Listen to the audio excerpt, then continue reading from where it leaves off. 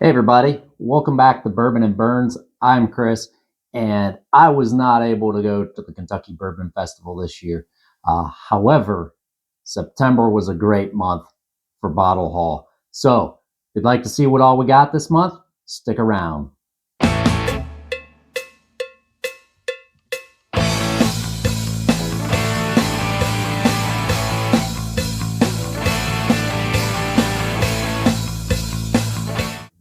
Now, as I mentioned, I was not able to go to the Kentucky Bourbon Festival this year. I was kind of disappointed in that, but scheduling and everything just didn't make things work this year. Hopefully, I'll be able to go next year.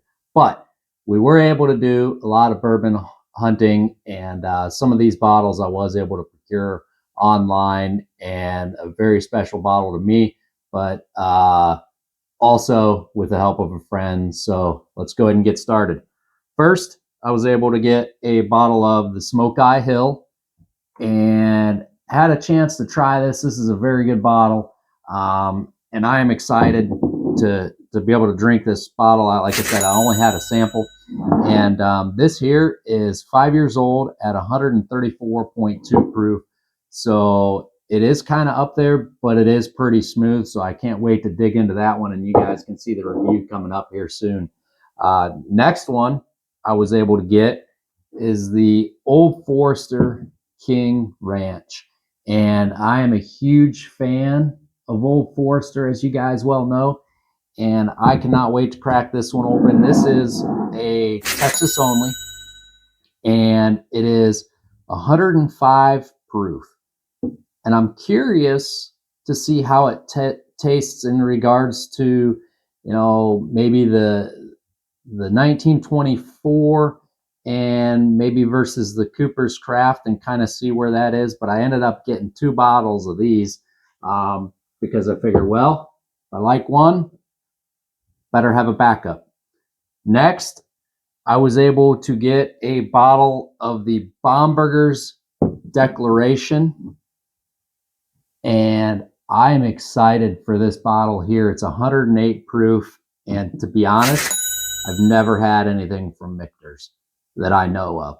So I'm excited to give this one a try. And this here, there was only 2,689 bottles made out of this batch, and it is a 2025 release, so it is this year's release.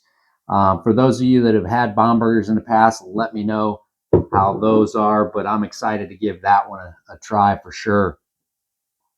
Now, you guys know on the channel that we love cigars, and so I went ahead and picked up an Old Elk cigar cut, but this isn't the regular cigar cut. This is the Island cigar cut, so it has a lot of different finishes in there. They say that it is port, sherry, sauternes, and rum barrel finish. So all mixed together. I'm expecting it to just be a flavor bomb with a lot of different complexities. Hopefully that's the way it turns out. Next, I'm getting a little low on my bottle, so I went out, and as you know, Ohio kind of is the land of the Weller, and I went ahead this month and got me up another bottle of Weller Antique 107, and it is one of my favorite bourbons. It's always a go-to, especially amongst me and my friends when we're down here in the bar. And similarly, grabbed another E.H. Taylor small batch, and I had killed my bottle the other day, and so I figured better pick up another bottle of those whenever they were releasing around here. And next, we have the Rebel 10 year, and I'm going to go ahead and get this out so you guys can kind of see the bottle. If I can get it out fairly quickly here. There we go. They make these kind of tough sometimes. I'll set that off to the side there. But this is a 10-year-old bourbon from Rebel. And for those of you that don't know, Rebel is a Lux Row product. And I'm really curious to see what this tastes like because I'm not really sure whose juice this is.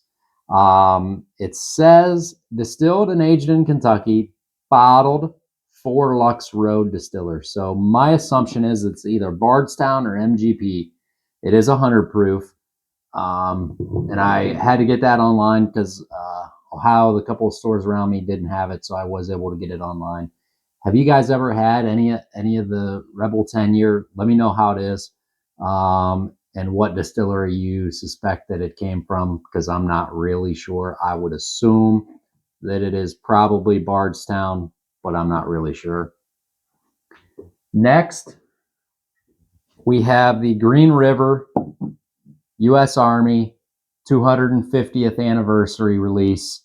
And the reason I'm excited for this one so much is because it's 111.1 proof, and it will be, I've never had the Green River full proof.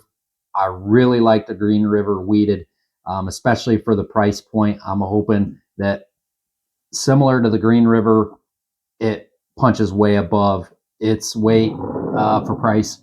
So I'm excited to give that one a try. Next, I have 2 bottles. You guys know I'm a big Makers fan. I mean, really, what bourbon am I not a fan of, I guess? But I do have a couple of favorites. As far as the Makers go, I got 2 bottles of the Platinum here, and it is Platinum Barrels Private Selections. And I can't wait to try these. I got a ton of Makers Private Selections. I even got some more down over on the bar over there. But I just, it's one of my favorites. I love tasting the different profiles that Makers comes out with their stave selections, and each one's a little bit different. So next, I have a very special bottle whenever it comes to the Makers line. I was able to grab a Maker's Mark Cellar Aged 2025, and I cannot wait to try this one.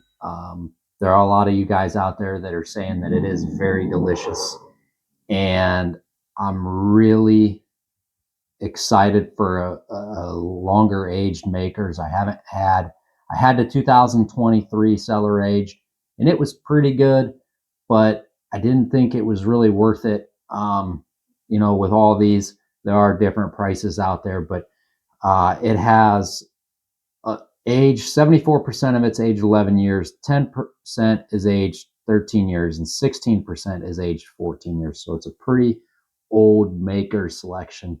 So I'm really excited to give that one a try. I have 2 bottles left. One you guys are going to be blown away by, but the next one I have had before, so I had to pick me up a bottle. The Still Austin Cask Strength, and it says aged at least 2 years, but it is aged 2 years in Texas. So it makes for a quicker aging process. And this is really good. You would think that because it's aged so fast, it'd be really hot, especially at cask strength, but I don't know what in the world they do down there at Still Austin, but that is not the case. I have had some younger bourbons that you can tell were aged too fast, too hot, too quick, and they just are straight heat ethanol. But Still Austin, whatever they do differently, that is not the case. That is a very good bourbon. And last but certainly not least, if you guys had seen my Pappy 20 review, I got something that is now older that we're going to get a hold of. And I got to thank Jim, good friend, because he actually picked this up for me on his way through Pennsylvania. But this is the Knob Creek 21 year, and I'm super excited. I'm a huge Knob Creek fan. Their 9-year single barrels for the money are probably some of the best whiskey out there. And I like the 18. The 12 year is one of my favorites. So I'm really excited to try this 21 year. The only downside I think might be is it's only 100 proof, right? So I was hoping maybe for a little bit better, but even the Knob 12, it's so smooth. I can't wait to give that one a shot. So let me know, guys, if you've had any of these and what your thoughts were. If there's a bottle that you want to see us try first, let me know that as well. But thank you very much for watching. Please like this video and subscribe to the channel to help us keep growing. But have a good day. Hope to see you out on the Bourbon Trail. Cheers.